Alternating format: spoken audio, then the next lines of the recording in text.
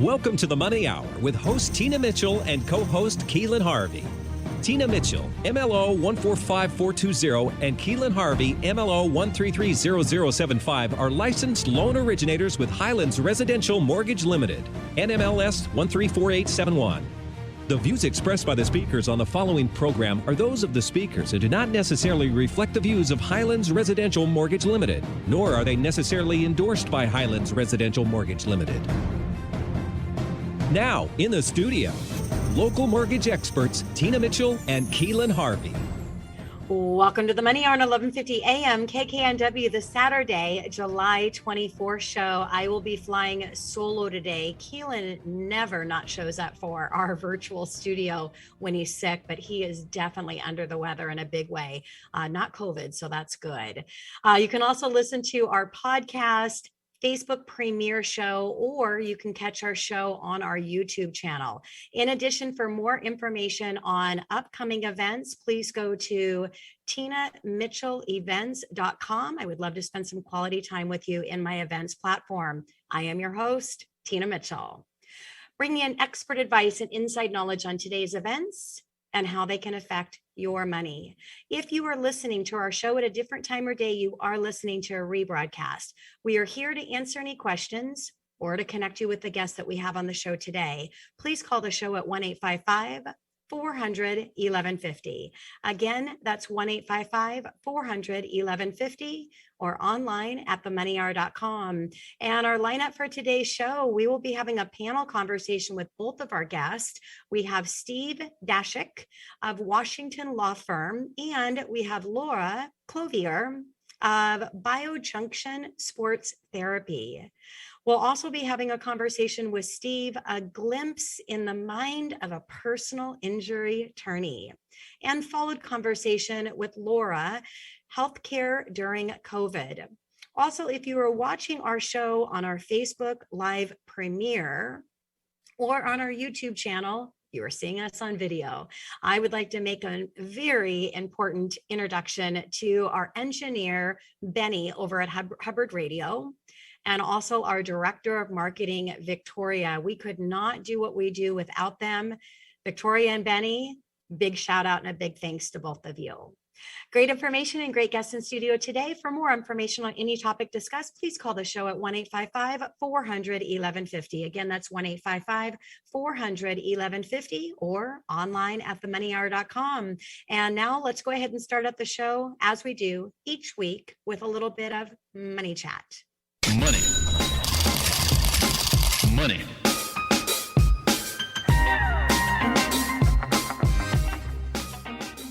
Tina Mitchell here with your money chat. Existing home sales, which measure closing on existing homes, were up 1.4% in June and up 23% year over year.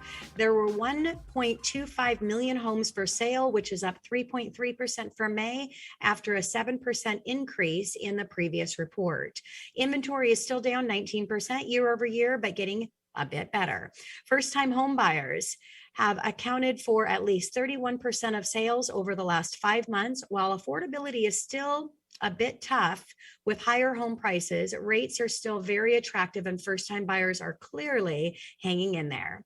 Cash buyers remain stable at 23%, but is a big jump from 16% last year. Investors purchased 14% of homes, down from 17% in the previous month. Housing starts were up 6.3% in June and 29% year over year. There was a negative revision to last month, and when taking that into account, the gain really is 4.5%. Single family starts, which is really the most important, were also up 6.3%. Permits, which are a good forward-looking indicator, were down 5.1% in June, but are 23% higher year over year. Single family permits were down 6.3%.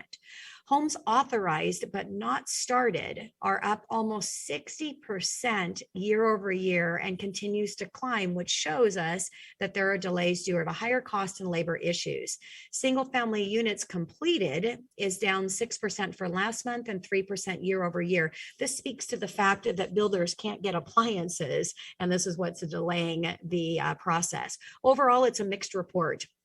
Housing starts are up in June and will eventually lead to a little more supply once they are completed. But looking beyond that, permits are lower and supply constraints appear that they will be quite some time before things balance out a little bit. There should be continued support with higher appreciation.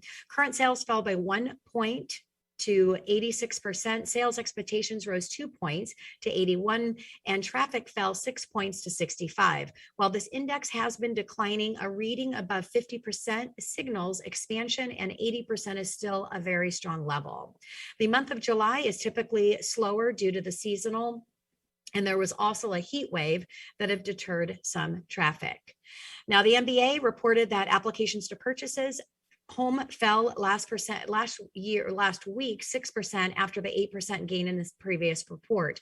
Purchases are 18% lower on a year-over-year basis, and of course, the rise of home prices can be affecting purchasing volume, but also inventory levels are near record lows, and almost 23% of transactions are cash buyers, which are not captured in the application, and accounts for some of that decline. Refinances declined 3% after a 20% gain in the previous report, but expect these numbers to start increasing with the removal of the adverse market fee, which was set up by the secondary market. The cost for refinance is lowered 50 basis points in discount point, which with this removal of the reverse market fee, and on a $500,000 loan, this would be a savings of closing cost of $2,500. Refinances are down 18% year over year, which is an improvement from the 29% decline that we saw last week. The refinance share of applications increased from 64% to 65%. Interest rates increased slightly last week. Now, in 2018, at the end of the year, the number of homeowners that had mortgage rates locked in below 4% was roughly 39%. Today, it is 63%. This tells me that there is still a lot of you that own a home that could benefit from refinancing. Now, on the forbearance front, continues to improve with the amount of loans in forbearance dropping last week from 2 million to 1.7 million. Almost 25% of those homeowners in forbearance are still continuing to make their mortgage payments and just set it up for a safety net. So far, this has been unwinding pretty gently. Initial job claims, which measures individuals filing for unemployment benefits for the first time, increased 51,000 to 419,000. Continuing claims, or those continuing to receive benefits, decreased 29,000 to 3.2 million, which is post-pandemic low. The pandemic unemployment assistance claims, which gives individual benefits who would not usually qualify, and the pandemic emergency claims, which extends benefits after regular benefits expire, fell by 1.1 million combined, which is a significant improvement. 12.6 million individuals are still receiving benefits throughout all of their programs, which is down 1.3 million from just last week. We have seen roughly 2 million drop off over the past 3 weeks. And it would appear that although lagging, we are seeing a benefit from some of the states starting to cut extra benefits early ahead of the Labor Day expiration. There's a lag because it takes a while to find a job, and then it takes a few weeks for it to come onto the report due to the lagging nature of these reports. Last Thursday, Fed Chair Powell admitted during the Q&A session that inflation was harder than they expected, and they are expecting hot inflation to continue until moderating in medium term. Now, Treasury Secretary Yellen said that she expects several more months of hot inflation, echoing his thoughts. How do we cure inflation? You keep rising prices until buyers say, no, thank you. We are starting to see a bit of pushback from consumers. And that is your Money Chat. Coming up next on the Money Hour, panel conversation with Steve Dashik of Washington Law and Laura Clovier from BioJunction Sports Therapy right here on 1150 AM KKNW.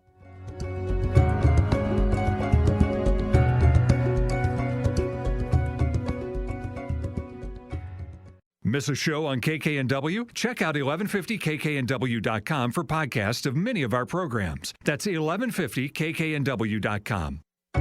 You're listening to The Money Hour with your host, Tina Mitchell, and co-host, Keelan Harvey on Alternative Talk AM 1150. Now, back to the show with local mortgage experts Tina Mitchell and Keelan Harvey. You are listening to the Money Hour at 11:50 a.m. KKNW, the Saturday, July 21st show, Flying Solar Today. You can also listen to our podcast, Facebook premiere show, or you can catch our show on our YouTube channel. In addition, for more information on any of my upcoming events, please go to TinaMitchellEvents.com. We'd love to spend some quality time with you. I am your host, Tina Mitchell. It is a great day to talk about money. That is what the show is all about, how to make money, save money, so you can have a better quality of life for you and your family. If you are hearing our show at a different time or day, you are listening to a rebroadcast. We are here to answer any questions or connect you with the guests that we have on the show today. Please call the show at 1-855-400-1150. Again, 1-855-400-1150 or online at themoneyhour.com. And now on our show, we'll be having a panel conversation with our two guests, Steve Dashik of Washington Law Firm and Laura Clovier of BioJunction Sports Therapy, right here on 1150 AM KKNW. Welcome to both of you into our virtual studio. Thanks for having me. Yeah, and a little bit about, we'll start with Steve, a little bit about Steve. Born and raised in San Antonio, Texas, Steve eventually decided it was too hot. From there, he spent time 8 years in Toronto, Ohio, where he attended the University of Toronto for both his undergrad and his law degree. After graduating law school in 2007, Steve decided it was too cold and moved west to the beautiful city of Seattle, where he is relishing in having all 4 seasons. When Steve isn't working hard getting clients justice for things that they deserve, he can be found in various parks around the city playing fetch with his handsome dog, Captain Jean Luck Pupcard, and going out to eat with the mother of his unconceived child, Becky. Congratulations. Watching probably too many YouTube videos, don't we all? And about space and studying on anology. Definitely, I'm not watching that on YouTube, but I know what you're saying, Steve. And a little bit about Laura. Laura graduated from the University of Puget Sound in 2002 with a doctorate in physical therapy. She has been a physical therapist for over 19 years, specializing in orthopedic injuries and gait analyst customs orthotics, and has worked with athletes from all levels, including professional and Olympic. Laura has been the official physical therapist for National Volleyball League, NVL, the Association of Volleyball Professionals, AVP, head medical for Snoop Dogg Young Football League, and part of the medical team for the AC Seattle Women's Professional Soccer League. She owns BioJunction Sports Therapy in West Seattle and Walford with her husband, Tim, and has been in business for 10 years. And wow, what an impressive group of people that you have helped support. Laura, thank you again for being here. Thank you. Yeah, it's been fun.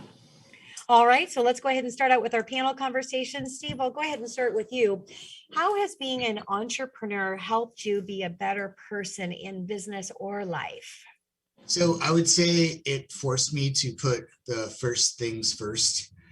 There's a great freedom you can have with your life if you're not stuck in an office 9 to 5. If you can essentially work all of the time, then you can take breaks whenever you want. That can sort of wreak havoc on your time management if you let it, but it's really sort of forced me to get a dog, get out every day, take some time for myself. That is great, Steve, and so important. As I am a mortgage consultant, been doing it for over a quarter of a century, but I do have multiple businesses. One, time management, business efficiency, my One Time Your Business course. And the reason that I'm passionate about sharing my philosophy of one-timing is so you can have a better quality of life, because sometimes with entrepreneurs, it's easy to put all of your time in work and not find the time to play, or you're playing too much and not putting enough into your business. So really being able to find that, right? It's a balance. It is a balance. Like that balance. It totally is. And I have to say, for me, I work really, really hard. However, I play just as hard, and definitely have figured out the balance in my life. And I also like how you'd mentioned, forcing to get a dog and take walks, and the, bio kind of shared the time that you spend with your wife.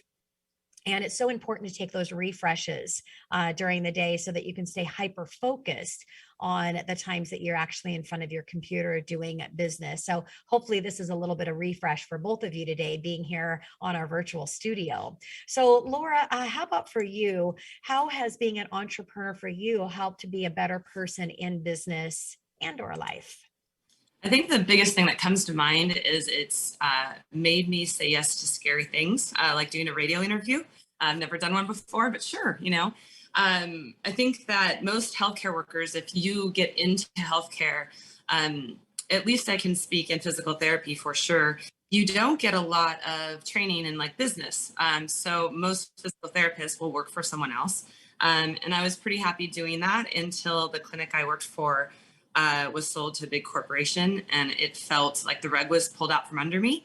I didn't have any control over what happened. So that was what caused me to go into business for myself. And at the time I thought, if I can just make the same money I'm making now, but set my own schedule and practice the way I feel it should be, then I'd be happy. And that was almost 20 years ago now. And 18 employees later, it's morphed into something I didn't necessarily see happening, but it's been a huge blessing, and it keeps work really interesting. I'm never bored. Yeah. And I like how you said, the carpet pulled out from under you, because, I get really excited when, people are in a space and they have a challenge, but they're in the right mindset to where you can see the opportunity and the excitement of what's on the other side. And so that's great. And I love that you are doing something for the first time, and we happen to be your first coming into the Money Hour. And yes, to be successful as an entrepreneur, you definitely have to have that spirit of being willing to do things different, do things for the first time, get out of your comfort zone and get outside of the four-wall box for sure, right? Yep, absolutely. Yeah. Steve, instead of what you do in your product and service that you offer, what is an example, going in more detail, of the actual work that you do?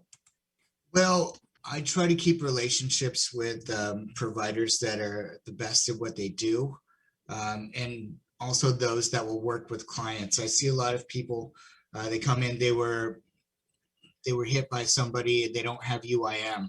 The other person doesn't have insurance. So they don't have health insurance either. So they think they can't treat because they can't pay up front. Well, I've taken great care to form relationships with those that will allow them to treat without paying anything up front. They'll hold the bill till later. And it allows people to get back to work faster, to minimize lost income, and to heal a lot faster and a lot better than they normally would, so they can get back to being a productive human being. That is so great, Steve. When you have a business owner that is, again, thinking out of the box, because that's what the best of the best do, and then doing the extra work, the leg work, and getting out on the street and finding, who do I need to find so that I can support and help as many people as I can. A lot of times people take the approach of taking the easy business instead of taking the business or the look of supporting people that need your support, and taking the extra time to find the resources for those people that might be a little less fortunate. So that's great, Steve.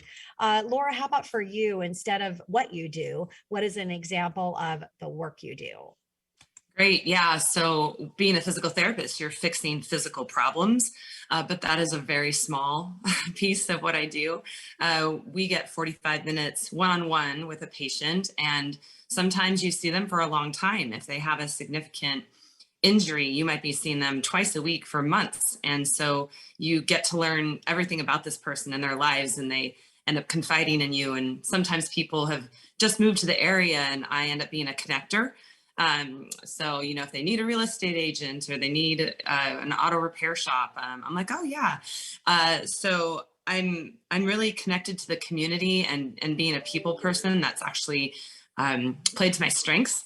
But I've really enjoyed that. And then within the company, also providing a place that 18 people can work, that's a fun place to go. And giving back to the community, doing community events and injury screens. So yeah, I treat injuries, but I feel like treating people is a much bigger part of what I do.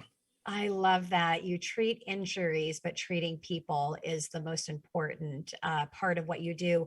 And so both of you are in likeness of getting people connected. And it took me quite a few years in my mortgage career to realize that being successful is not about getting connected with people that need my product and service. It's about getting people connected to each other.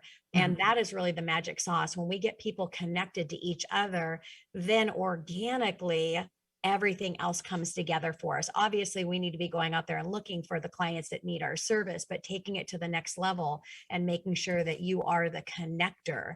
That is really the magic sauce. And I also like how you mentioned community, because everything that I've leveled up in my long career that I have at the age of 53 and multiple businesses that I run, what's most important to me and what I'm most passionate about has came from the connections that I've had in my community work. If I had not given that work in the community, I would not be the person I am today. So sometimes we think we're going to be an inspiration to someone else, when the reality is, when you come from a place of contribution, the inspiration really comes back to you in such a big way. So thank you to both of you for the answer on that question. What is Steve, your favorite book and why, and how does that connect to business? I'm a self-help junkie in that I read all these articles and books about how to improve yourself.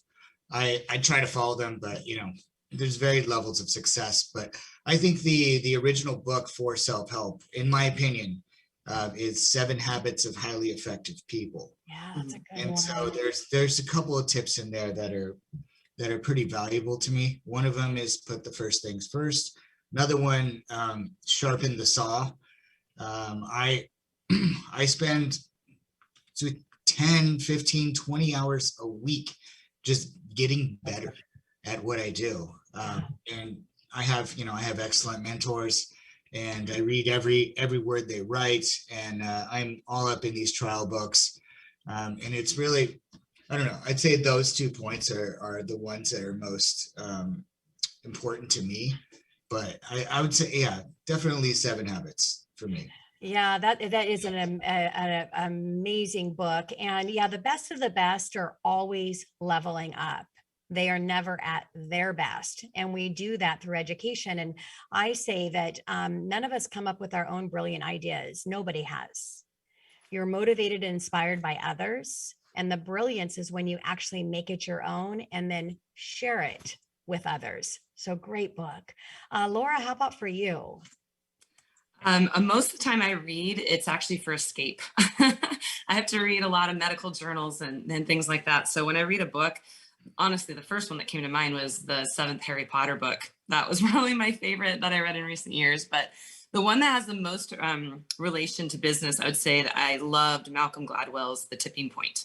Yeah. I love all of his work, to be honest, but The Tipping Point really helped in business, because if you can learn to recognize, if I get this right, mavens, connectors, and salesmen, those are the 3 types of people that you need for something to catch on. So if you have a business and you're trying to figure out a way to get people through your door, and you can recognize a patient that comes in and they're asking all sorts of questions, and you're like, oh, this is a maven. Like, this is someone who's going to really research things, and someone else who's a connector.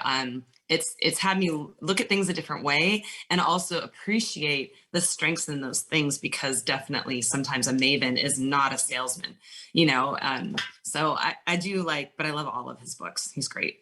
Yeah, well, I'm glad that you take time to read for personal time. That kind of goes back to our balance that we talked about in our first question. And yes, everybody has their strengths and their areas that they are, and really being able to surround yourself, because we do as well. We're not perfect at everything. So when we can surround ourselves, fill in the gaps there, and then also make sure that our team, that we have everybody that we need that fills in all of those gaps. And that's when you have a complete team. With a complete team, you can provide the best of service to the people that you are mentoring. meant to serve. So thank you for the panel conversation to both of you. Always love it when we have an opportunity to start out the show or start out with our guest with a panel conversation. On that note, coming up next in the Money Hour, a glimpse in the mind of a personal injury attorney. We're going to have Steve back, Steve Dashik of Washington Law Firm, right here on 1150 AM KKNW.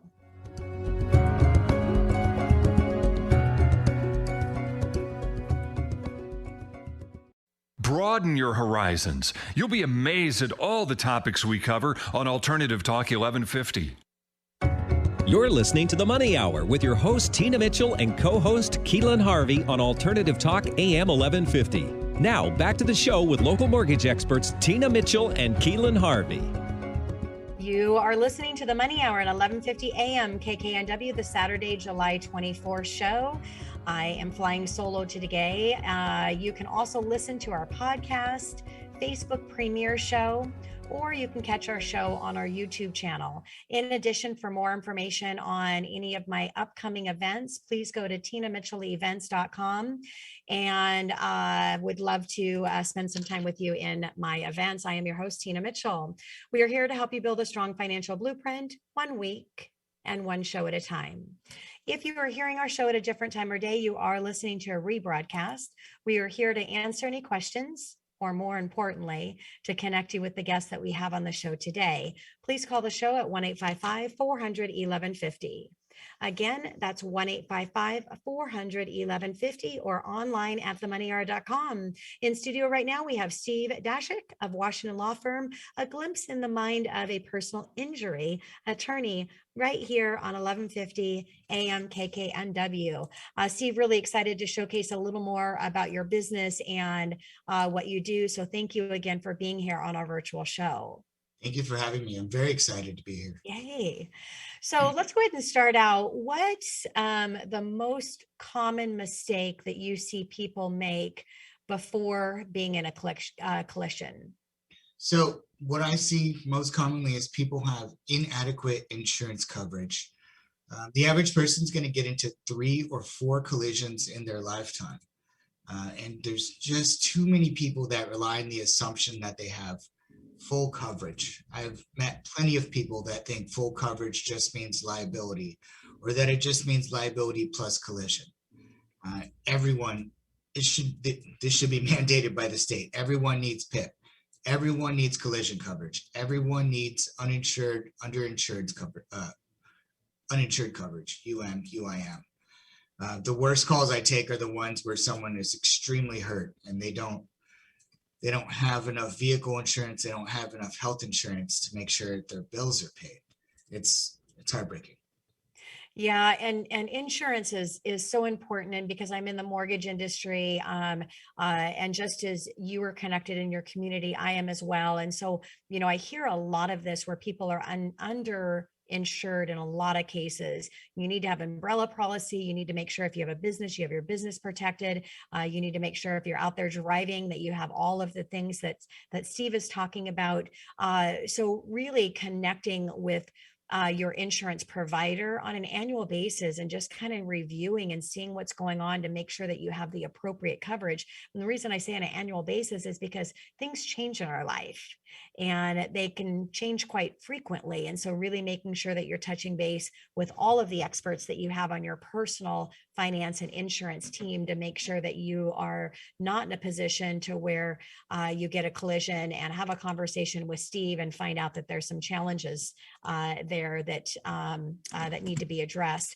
So Steve, what is the most important thing that you wish people would address after being in a collision? I wish more people would focus more intelligently on their treatment. It's really a pain in the butt to be injured and still have to work full time, or still have to go to school full time, or still have to work and be a parent. So there are plenty of people that just go for a month or two and they stop when they're still in pain. That is very inadvisable, because once you're done treating, there is a presumption that you're healed. Because if you're hurt, you should treat. Everyone almost everyone is entitled to treat until they're in the exact same condition physically as they were before the accident. If they can't come back to that state, they're almost certainly entitled to compensation for a permanent injury. But in order to do that, you have to treat. You have to treat until you get better. A lot of people, as we were talking about earlier, think there are no options to treat, and that plays into it. But there are options to treat even if you think you can't pay for it. I just wish people knew that. Yeah. And so if you're listening to the show today and you know anybody that's been involved in a collision and doesn't have the appropriate insurance and is afraid because they don't have the money to pay for the treatment up front, as we talked about in our panel conversation, Steve goes that extra mile to really take care of his clients and to make sure that he has the resources and the connections that you need to where you can go in and get that treatment and it doesn't have to be paid up front. So there's always options. You just need to find the right experts that have enough passion in their business that they're looking to get everything that people need. So yeah, treatment is really important, making sure you stick with it. I know you might say life is busy and you think that you're okay. Life is going to get really busy when you find out that you're not in the healthy spot that you were prior to your collision. So play on the cautious side for sure with that. So Steve, what's a case that you're most proud of and why? So this is a recent case I just arbitrated. There's a few factors that made it complicated.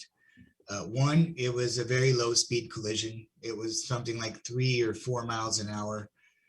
There was a very large initial gap in treatment from the time of the collision to the time that he first saw a provider. It was, I think, 9 weeks, 10 weeks. And he had a huge list of pre-existing permanent physical conditions. And any one of these by themselves, it is a hurdle when you're negotiating. If you have 2 of them, usually it means you have to litigate. And if you have 3 of these, then it makes it a difficult win. It's a difficult case. And in addition to that, the client, he didn't really come across credible. He didn't necessarily take the process as seriously as he could have, despite just thorough preparation. But for better or for worse, this is the guy I want to help. He's got the basics of a good case, and he may not be the ideal client, but he is going to get taken advantage of seriously if he doesn't have some help. And some clients can be difficult to work with. There's 4 mountains essentially that you need to climb. You've got to prove the injury. You've got to prove liability. You've got to prove the damages that the injury caused, and then you have to climb the client. And oftentimes the client is the hardest mountain to climb. Well, anyway, I just got finished with the arbitration for his case, and I got over 20 times what the offer was before we filed suit. Wow. Congratulations, Steve, for you and for your client. Yeah, it was, he deserves it. Yeah, that is so awesome. And yeah, and if you're hiring an expert, follow what their lead and their direction is, so that you can make sure that you are getting the best of whatever it is that you need in product and service, because that's why you've hired them. So Steve, that was great in the end, even with the challenge of getting him on board, doing what he needs to do, that you were able to have such a successful outcome. So Steve, what is the hardest part of your job? Hardest part of my job is seeing people shoot their claims in the foot. As we were talking about before, too many people just don't have adequate insurance to get the treatment they need. I've spoken to a lot of people that their life would be in a very different place if they had adequate UIM coverage, PIP, collision coverage. I think everyone needs a minimum of 100, 300 UIM and 35K PIP. If there were just a handful of people, if they just had that, their lives would be in a completely different place. I can do a lot to undo dents that are put into a case, but if there's no pockets to pay, and it's a tough deal. Make sure that you are appropriately insured. That's what I'm hearing from my conversation with you today. Please. So if you're listening today, call your insurance agent, make sure that you are properly insured. Steve, what about your favorite part of your job? So my favorite part of the job is making connections with other attorneys and medical providers that can tell that I really care about my clients. And I gotta say, it's really nice to be able to have a chiropractor or a physical therapist or a physiatrist with their cell phone number in my phone that I can text at any time. Yeah. That I can a little bit more efficiently help people get what they need to do in order to treat and get better. Yeah, again, as we talked in the panel, being a connector, that is the magic sauce. That's how you best serve your clients, because we represent one thing, but there's a group of people, and no matter what you're doing, that it takes to have a successful outcome. So make sure that when you're hiring a professional, that they have those connections that you need. What about the most fulfilling part of your job, Steve? I really like it when I'm able to make someone feel heard, when I'm able to get their human story out there to an arbitrator or a jury.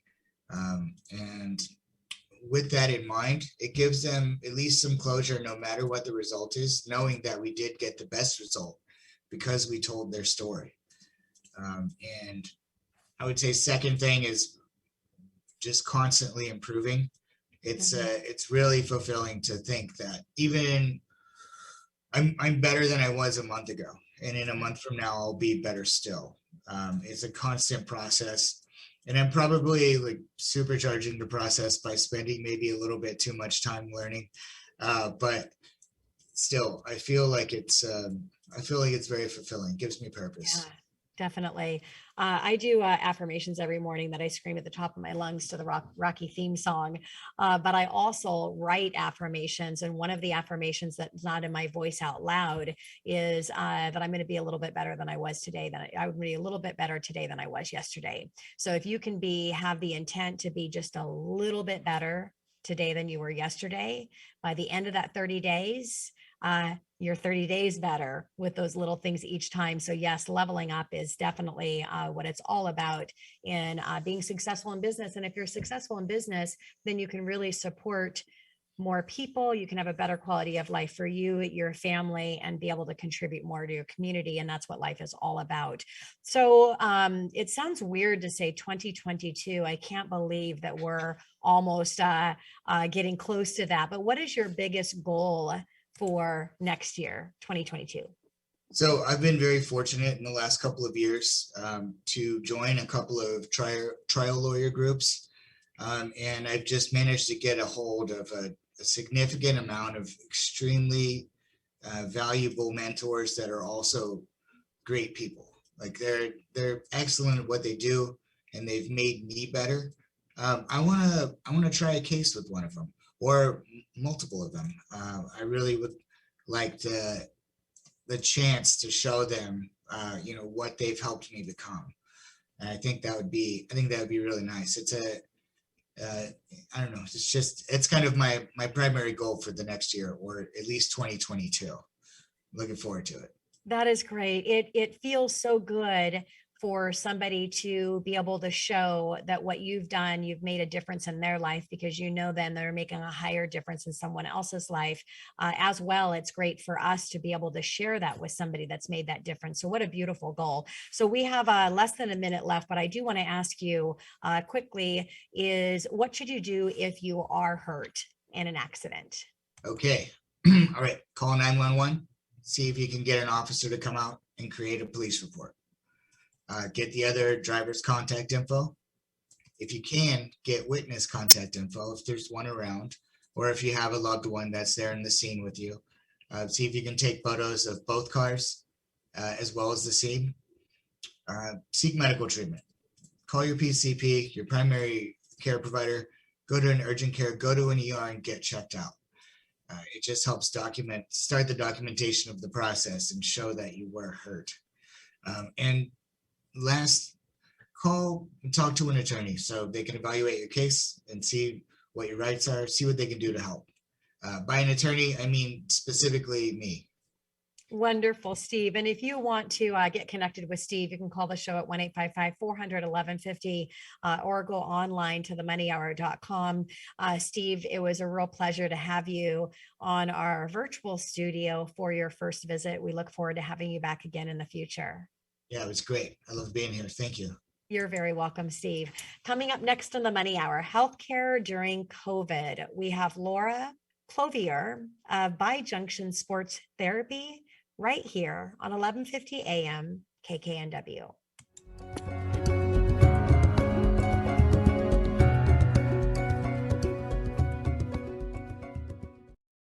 Have you been recently injured or have been living with an injury that you don't think you can get better? Do you think you don't have time to do the physical therapy to recover? Is having one-on-one focus care important to you? Are you looking to support a locally owned physical therapy clinic that cares about you and your community? Bi-Junction Sports Therapy is locally owned by Laura Clothier, a physical therapist with 19 years of experience who has 2 clinics in Seattle. They are conveniently located in West Seattle and Wallingford neighborhoods and are open from 7 a.m. to 8 p.m. Monday through Friday and by appointment on Saturday. All of your treatment sessions are kept to an easy-to-manage 45 minutes and are with a licensed physical therapist. Some of their specialties include post-surgical care, bike fits, gait analysis, sports-specific training, Pilates, and pelvic health. If you'd like more information, visit their website at biojunction.com. Bi-Junction Sports Therapy. They're looking forward to helping you feel your best again.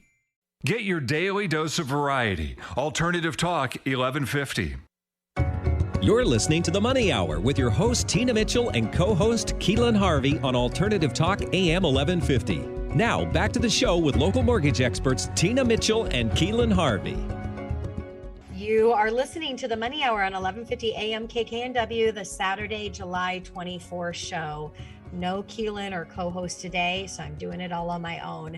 Keelan, if you're listening to the whole show, I hope you're feeling better.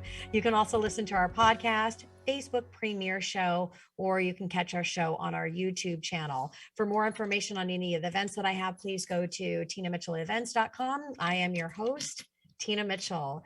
We bring into studio each week the best of the best experts in our local market, everything regarding your money. We are here to help you in today's economy. And now in studio, we have Laura Clovier, Bi-Junction Sports Therapy, healthcare during COVID, right here on 1150 AM KKNW. Laura, welcome to the show. Thank you, Tina. It's great to do this. This is fun. Yeah, thank you so much for joining. So really excited to talk with you about healthcare, what's going on in healthcare, how it's been impacted by COVID. So what have you been, it has been your biggest challenge of owning a healthcare facility during COVID? Because I know it's a lot different for you than it is a lot of other industries. Yeah, I mean, honestly, it's been so much. I would say initially, we were shut down almost completely from, I think, March to end of April. It was about 6 weeks where we could only see patients who were deemed emergency or via telehealth. So we were seeing about a third as many patients as we normally did. We are navigating unknown territory. None of us had ever been through a pandemic before. And the Department of Health, the American Physical Therapy Association, everybody was trying to figure out how to do this. And initially, it didn't seem like it was going to be as long as it turned out to be. But once we got going again, it was figuring out how to keep patients and staff safe, how to perform care that is necessary and definitely necessary now that we're a year and a half into it. There were lots of surgeries that got put on hold initially, but now those are all being done and people are catching up and we're busy. So now it's managing all the patients, the influx of patients. Yeah, well, one thing that I hope people took away from COVID, and my biggest challenge in my time management business efficiency coach is helping people make change, and it's my second mind shift, embracing the hard road, which represents change. And hopefully, in COVID, something to take away is proving that you can change, and you can change very quickly. Because look at how many businesses overnight had to make change. Now your change much different because literally being shut down and not knowing what was going to happen in the future to your business added a lot of emotional stress that a lot of us in our businesses did not have to go through. So Laura, what have you has been challenges in being a healthcare care provider during COVID? What are some of those challenges that you've seen? Right. So more on the personal side of contact with patients. I would say that there was a lot of worrying about keeping your patients safe, worrying about bringing something home to your family. My husband's 10 years older than me. My mom was actually in a nursing home and did contract COVID from a healthcare worker and passed away 3 days later. It was super my gosh, I'm so sorry. So having to say goodbye over FaceTime when she was in a coma, I actually felt so much for the healthcare provider that was holding up the iPad in full hazmat gear. So it's been a lot of stress on the healthcare providers because where other people were able to maybe take time off or work from home and things got a little easier, things did not get easy as a provider. So huge relief when we were able to get the vaccine in January. For me, it just lifted this huge cloud, this weight off of my shoulders. And I really feel it for all the wonderful providers, surgeons, chiropractors, massage therapists, everybody that has contact with patients to help people get better. Has been through a lot. So I just want to say thank you to everybody who has stepped up and in a really scary and uncharted time, been really selfless. So that's what I think. Yeah, well, what a great shout out to all of the providers out there, and I definitely second that. And yeah, not going through a loss of anybody. And again, I'm sorry for your loss, Laura. And yeah, what if such a different experience not being able to go through that process that we normally would in being there physically. And so I haven't lost anybody that is close to me in COVID. And then at the same time, going through such the changes and the shutdown of your business at the same time. Yeah, it's been definitely a challenging space for a lot of people. So have there been any unexpected benefits with adjusting to treating patients during COVID that you've seen, Laura? There has. Surprisingly, I think the biggest one was we were all immediately forced to learn telehealth. Yeah. So we didn't know what we were doing. And insurance companies before that really didn't cover it, which I think is going to change going forward. I know some insurances have gone back to reverting where they don't cover telehealth services, but some have decided to keep it. And I think that's a huge benefit because sometimes you have a patient who their car breaks down and they can't get to PT and they just wanted to go over their home exercise program with you. Now that provides us an opportunity to do so. Or you have patients who maybe are immunocompromised because they have a knee injury, but they're also in chemotherapy and you can minimize contact. So there's a huge benefit there. And I really hope that insurances continue to allow coverage for that in situations where we can obviously justify it. The other thing was that it accelerated our transition at our clinic to being more paperless and trying to think of like how to cut down contact with patients. We made some changes. We had some downtime in a way to revamp our website, improve processes, clean out, the drawers from patients that hadn't been in for a long time. So there was some benefit to all that. I feel like I'm glad that's behind us now and ready to move forward with businesses as normal as much as possible. Yeah. So it's, and again, like you said, that, you've gotten through it now, and it's nice to be able to go back and look at some of the benefits in the industry. Obviously, there's so much more convenience that's been brought in. And again, like you said, making changes and having that time to be able to level up on the efficiency of your business. I love it because you can do virtual training now where there was a never virtual personal training. So I don't have to go to the gym with my personal trainer. He just visits me in the morning on FaceTime. So yeah, lots of conveniences that have came out of it that hopefully we continue to utilize as we move forward. So has there been different types of injuries that you have seen during the past year and a half because of COVID? Absolutely. So if you think about what we've all been doing, a lot more time at home on a computer, Zoom meetings. We're seeing a lot of postural and repetitive stress type injuries, especially in kids. If you think about the average kid being in class, they're looking around, different things are taking their attention, and instead they're staring at a small screen, barely moving. So we have a lot of that. And then also activity wise, having people go from sitting and doing nothing to going back to playing basketball. We're seeing a lot of like ACL injuries because they aren't conditioned for those sports. So yeah, so if you're getting back out there in the sports, I guess a shout out from Laura is take it a little bit easy and let your body get into that and adjust it. Yeah, I think the common thing for most with COVID that has been a disadvantage when it comes to our health is just the extra pounds and things that we're putting on because we're not getting out there, and a lot of the time not really even doing much walking because we're literally just stuck here back to back in Zoom meetings. Mm-hmm. So what have you observed among your employees and patients dealing with the pressure of COVID?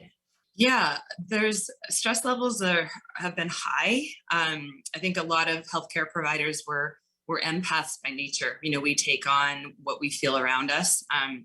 There's been a lot more mental health problems that I've seen in my patients. Whenever we do an intake sheet, they're always checking off any health problems. And I would say 7 out of 10 patients are checking off anxiety and depression, which is way more than that used to be. And I also know from providers we refer to that it's very difficult to find an available mental health practitioner at the moment. They're all extremely busy. But I think, like you said, weight gain has led to maybe some depression. There's been a lot of fear behavior, a lot of grief and loss. Yeah. All of those things. When you're injured, like physically injured, your ability to get better from that injury is also dependent on your ability to hold like so much on your plate. So if you have a back problem and you're going through a divorce, your back pain is going to be worse. It's just body can only take so much. So we're seeing really complicated patients. Yeah. Yeah. Mm-hmm. So sad. Your emotional state definitely affects your health state for sure, and the recovery process of whatever you might be dealing with. Laura, what precautions have you been taking to help slow the spread of COVID in your clinic, and what has guided you to make those decisions? Well, we shut down for 2 days when this was all happening initially to do a total deep clean of the clinic. We rearranged so that the tables were as far apart as possible instead of being next to each other. Yeah. And then, of course, we wear masks every day. We have hand sanitizer that people use more often, distributed throughout the clinic. Screening questions when patients walk in, signs on the door so people don't come in if they're having symptoms. But a lot of this has been, guided by the Department of Health, but actually found that we were given more guidance earlier on, and now we've been given a lot less guidance. So some things have been difficult to make a decision on. So what do you do if somebody has traveled outside of the state? Well, what if they've traveled outside of the country? What if they're vaccinated? What if they're, there's been so many factors that we haven't had really clear guidelines on that. So different businesses have taken different approaches, and we've had to figure that out for ourselves to some degree. Yeah, and what a place to have not lack of direction and confusion for sure. So Laura, how has the state easing restrictions in the last month changed what you're experiencing at work? Obviously, the lack of direction, we've talked about that. What else? Yeah, I think the biggest one is the confusion with patients. If you list a mask mandate everywhere, you forget to wear a mask. So people come in without a mask on. We have to remind them that healthcare facilities still require masks. That's probably been the biggest one. Yeah. So wrapping up here really quickly with our conversation, Laura, what future business activity or plan are you still holding because of COVID? Well, I had plans in 2020 to open a third clinic, and obviously that got put on hold. I live in West Seattle, and the West Seattle Bridge going down has changed where I thought I wanted to open that third clinic. I think, continuing education classes that we take to keep our license, some of them I haven't gone to because they're not good online. They're hands-on techniques. So we haven't been doing those classes, or even going out to doctor talks or doctor meetings. Over Zoom has been great, but I really miss contact and face-to-face with our providers. Yeah, definitely. Well, Laura, I'm glad that you made it through on the other side, and that you're, able to provide the service that you are to people, especially in these times, because as you shared, people needed a lot more. There's a lot more tragedies and health issues that are happening out there. So thank you so much for coming into the show and sharing your information. Thank you for having me. And if you're listening today, please call the show at 1-855-400-1150 to get connected with Laura, or online at themoneyhour.com. And this is your host, Tina Mitchell, your local mortgage expert, needing to sign off for today. Enjoy the rest of your Saturday. We look forward to talking more money with you next weekend right here on 1150 AM KKNW.